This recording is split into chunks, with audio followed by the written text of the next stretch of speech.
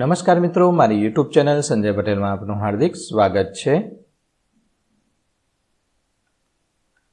બાળ મિત્રો, આજે આપણે ધોરણ 3 વિષય છે પર્યાવરણ આસપાસ, તેનો પાઠ 10।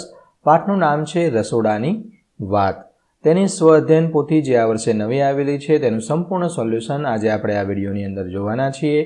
પરંતુ તે પહેલાં જે મિત્રો અમારી ચેનલમાં નવા છે, જેમણે હજુ સુધી અમારી ચેનલને સબસ્ક્રાઇબ નથી કરી, તે અમારી ચેનલ જરૂર સબસ્ક્રાઇબ કરે, વિડીયો લાઇક કરે, શેર કરે અને બેલ નોટિફિકેશન આઇકોન ઓન કરે, જેથી અમારા દરેક નવા વિડીયોની નોટિફિકેશન તમારા મોબાઈલની સ્ક્રીન પર મળી શકે।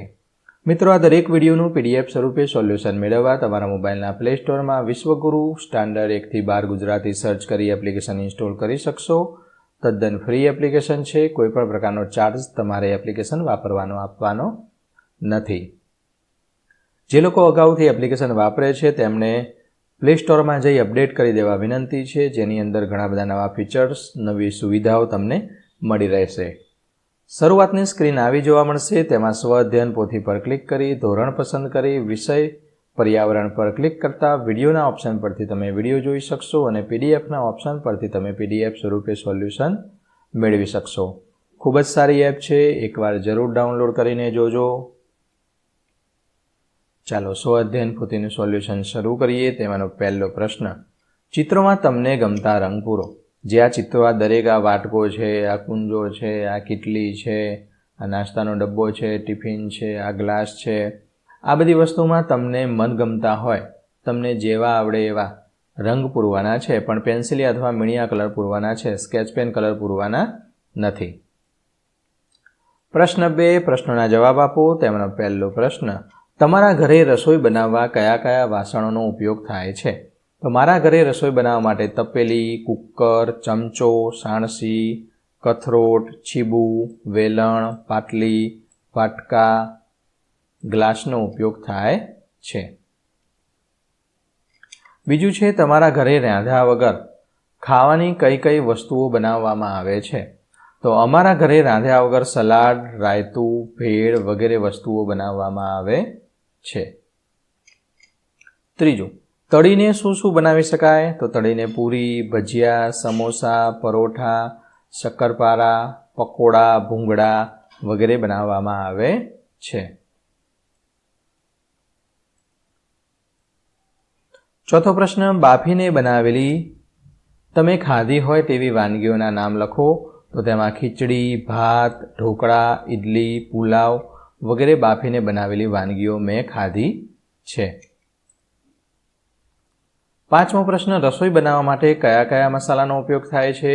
રસોઈ બનાવવા માટે મીઠું, મરચું, હળદર, ધાણાજીરું, હિંગ, રાઈ, જીરું, ગરમ મસાલો વગેરેનો ઉપયોગ થાય છે।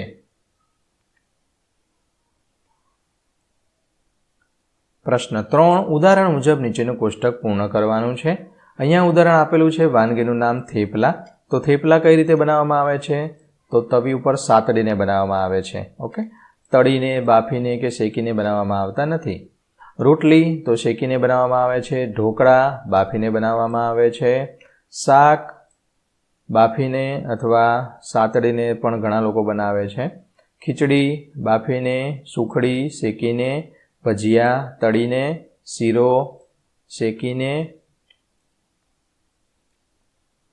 માલપુઆ તળીને, ખાખરા તળીને, ગાંઠિયા, ખાખરા છે તળીને પણ શેકીને પણ બનાવવામાં આવે છે। ગાંઠિયા તળીને, પરોઠા સાતડીને। પ્રશ્ન 4, અલગ પડતા શબ્દ પણ ગોળ કરવાનું છે। તો પહેલું જોઈએ તો અહીંયા રોટલી છે, રોટલો છે, ભાખરી છે, આ બધું શેકીને બનાવવામાં આવે છે, જ્યારે પૂરી છે એ તળીને બનાવવામાં આવે છે, માટે અલગ પડ્યું છે, એના પર ગોળ કરવાનું છે। બીજું, એમાં બટાટા, રીંગણ, કારેલા આ બધા શાક બનાવીને ખાઈ શકાય છે, કાચું ખાઈ શકાતું નથી। આ ગાજર છે એ કાચું ખાઈ શકાય છે। ત્રીજું, અથાણું, મુરબ્બો, કચુંબર અને એની જગ્યાએ આ દાળ ભાત બાફીને એ રીતે બનાવવામાં આવે છે।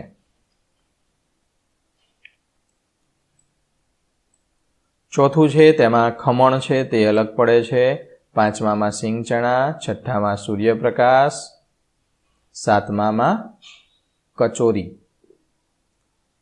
કારણ કે તે તળીને બનાવવામાં આવે છે. બાકી આ બધા છે એ બાફીને બનાવવામાં આવે છે. પ્રશ્ન 5. આપેલા વિકલ્પોમાંથી યોગ્ય વિકલ્પ પસંદ કરો. તેનું પહેલું છે, કયા વાસણમાં બનાવેલો ખોરાક વધુ સ્વાદિષ્ટ હોય? તો માટીના વાસણમાં. કલાડીને એવું બધું હોય ને, ચૂલા ઉપર બનાવો, એની ઉપર કલાડી મૂકી હોય અને એમાંથી રોટલો બનાવેલો હોય તો અલગ મીઠો જ લાગે ગેસ કરતાં.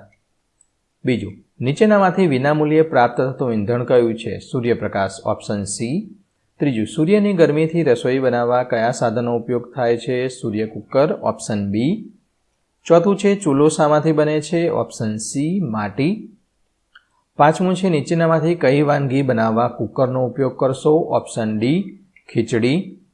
છઠ્ઠું છે, નીચેનામાંથી કઈ વાનગી રાંધ્યા વગર બનાવી શકાય છે? ઓપ્શન બી, લચ્છી. પ્રશ્ન 6. નીચે આપેલા ઉખાણાનો જવાબ આપો. પહેલું છે, કચુંબરની રાણી કહેવાઉં, આંખોમાં હું પાણી લાવું, કાચી રાંધી ખાઈ શકાવું, ચતુર મારું નામ જણાવો. ડુંગળી કાચી ખાઈ શકાય. સમારતા હોય, સુધારતા હોય તો આંખમાંથી પાણી આવે, કારણ કે એની અંદર જે પાણી હોય છે એ વાતાવરણમાં ભળે એટલે તે વાતાવરણમાં પ્રસરે છે અને આપણી આંખોમાં જાય એટલે બળતરા થાય છે અને પાણી આવે છે. બીજું, દાળ ચોખાથી બનું છું, સાંજના ભોજનમાં ખવાઉં છું, દાંત વિના ના ખાઈ શકે, કોણ મને ઓળખી શકે? ખીચડી.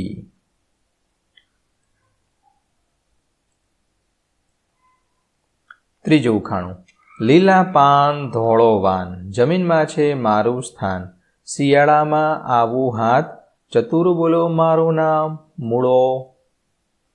પ્રશ્ન 7. ચિત્રમાં આપેલી વસ્તુઓ વિશે તમે જે જાણતા હોય તે લખવાનું છે.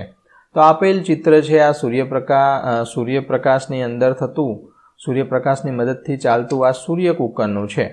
ઓકે. સૌર ઉર્જાના ઉપયોગથી આપણે તેમાં રસોઈને બાફી શકીએ છીએ. ખીચડી, ભાત વગેરે બનાવવા સૂર્ય કુકર ઉપયોગી થાય છે. જે આ ચિત્ર છે, આમાં તો પીઝો પડ્યો છે. પીઝો બહુ ભાવતો હોય અને તો મોંમાંથી પાણી આવી ગયું છે ને. ઓકે, તો આ છે ઓવનનું ચિત્ર છે.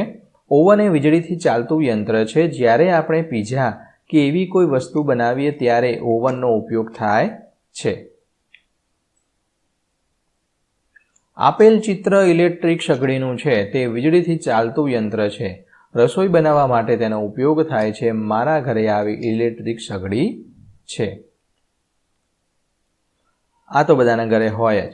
તો આ ગેસનો સ્ટવ છે, તેનો ઉપયોગ રસોઈ બનાવવા માટે થાય છે. તેની સાથે ગેસની બોટલનું જોડાણ કરવું પડે છે. મારા ઘરમાં ચૂલાનો ઉપયોગ થાય છે. આની અંદર ગેસની બોટલ ના હોય તો અત્યારે મોટી મોટી સિટી છે તેની અંદર અદાણીની CNG ગેસની પાઇપલાઇનો પણ આવી ગઈ છે. એટલે સીધી છે પાઇપલાઇન સીધી આપણા ઘરે રસોડા સુધી આવી જાય. એમાં સીધી નળી લગાવીને આપી દેવાનું. એમાં મીટર હોય, આપણે જે લાઇટ બિલનું મીટર હોય ને એવું આની અંદર મીટર હોય. એટલે ગેસની બોટલની હવે મોટી સિટીમાં જરૂર પડતી નથી. એ બુકિંગ કરવાનું, બોટલ આવે નોંધાવવાની, એવું બધું નીકળી ગયું છે હવે. પ્રશ્ન 8. વર્ગીકરણ કરો. અહીંયા જે આપેલું છે તેને વર્ગીકરણ કરવાનું છે. જેમાં કાચા ખાઈ શકાય તેમાં અને રાંધીને ખાઈ શકાય તે, આ 2 કેટેગરીમાં વિભાજન કરવાનું છે. તો કાચા ખાઈ શકાય તેમાં મૂળા, સફરજન, ગાજર, બીટ, કેરી, બોર, જાંબુ, ચીકુ, પાલક, શેરડી, મગ અને ચણા. જ્યારે રાંધીને ખાઈ શકાય તેની અંદરની વાત કરીએ તો રીંગણ, બટાકા, કારેલા, દૂધી, ભીંડા, મેથી અને સરગવો. પ્રશ્ન 9. ચિત્રમાં આપેલા વાસણનું નામ લખી તેનો ઉપયોગ લખો. તો આ જે છે તે થાળી છે.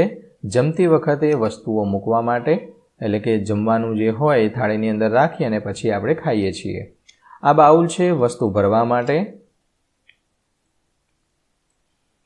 આ છે લોઢી, સાતડીને વસ્તુ બનાવવા, રોટલી બનાવવા માટે, ઢોસો બનાવવા માટે આ જે વપરાય એ. આ છે ગરણી, ચા ગાળવા માટે, દૂધ ગાળવા માટે તેનો ઉપયોગ થાય છે. તો મિત્રો, આશા રાખું કે આ વિડીયો છે તેનું સોલ્યુશન તમને સારી રીતે સમજાઈ ગયું હશે. દરેક વિડીયોનું PDF સ્વરૂપે સોલ્યુશન મેળવવા વિશ્વગુરુ એપ ઇન્સ્ટોલ કરો. તદ્દન ફ્રી છે. કોઈપણ પ્રકારનો ચાર્જ તમારે એપ્લિકેશન વાપરવાનો આપવાનો નથી. ફરી મળીશું આગળના વિડીયોમાં. ત્યાં સુધી આવજો.